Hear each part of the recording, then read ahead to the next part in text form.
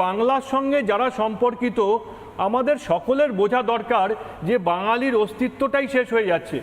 বাংলাদেশ আফগানিস্তান হয়ে গেলে সেখানে শুধুমাত্র হিন্দুরা নিঃশেষ হয়ে যাবে না, ওখানে বাঙালি নিঃশেষ হয়ে যাবে।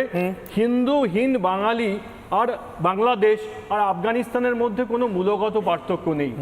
তার জন্য আজকে আমাদের বুঝতে হবে চীনের ভূমিকা কি। ধরুন আজকে তৃণমূল কংগ্রেসকে এটাও চিন্তা করে বলতে হবে যে 2010 সালে যদি তিস্তা প্রকল্পের ওখানে তাদের মতামতে তারা অনড় না থাকতেন তাহলে চীন কিন্তু ওখানে তিস্তাতে নিজেদের প্রজেক্ট করা শুরু করতে পারতো না। চীনের যে দূরভিসন্ধি বাংলাদেশকে নিয়ে সেটা পুরো ভারতকে কুড়ে কুড়ে খাবে। আজকে দলমত নির্বিশেষে যেমন ইন্দিরা মুজিবের জন্য ব্রিগেডে ভর্তি হয়ে গেছিল, তখন কি শুধুমাত্র কংগ্রেসের লোক গেছিলেন? তখন কি শুধুমাত্র সিপিআইএম এর লোক গেছিলেন? বাঙালি গেছিলেন, বাঙালি হিন্দু গেছিল, বাঙালি মুসলমান গেছিল।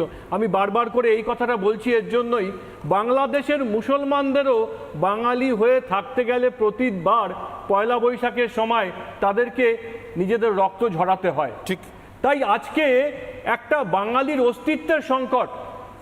আমার মনে হয় বাংলার মানুষ হিসেবে, পশ্চিমবাংলার মানুষ হিসেবে সর্বপ্রথম ভাবা দরকার যে বাংলাদেশ থেকে হিন্দু নিশ্চিহ্ন হয়ে গেলে আমাদের এত হাজার বছরের সভ্যতা, একটা সংস্কৃতি, সেটা নিশ্চিহ্ন হয়ে যাচ্ছে।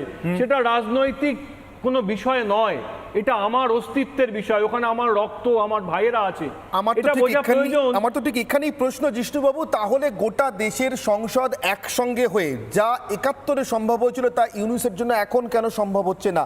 নাকি আমাদের দেশের ভিতরের সংসদটা আসলে একসঙ্গে নেই? সংসদের আছে কি নেই? আমার একটা প্রশ্ন, সংসদের আমার বক্তব্য একটা লাইনে আমি বলি, সংসদের ভেতরে শাসক দল এবং বিরোধী দল করার সঙ্গে সঙ্গে যে মানুষটা আজকে চা বিক্রি করছে কলকাতার রাস্তায়, যে কোনো কলেজে অধ্যাপনা করতে যাচ্ছেন, তারও আজকে দায়িত্ব আছে সব কিছু বাদ দিয়ে বাংলাদেশের মানুষগুলোর পাশে দাঁড়িয়ে সারাটা দিন এই কাজের জন্য, এই দাবি নিয়ে রাস্তায় নামা। কারণ আমার অস্তিত্ব বিপন্ন, এই বিষয়টাকে বোঝা দরকার।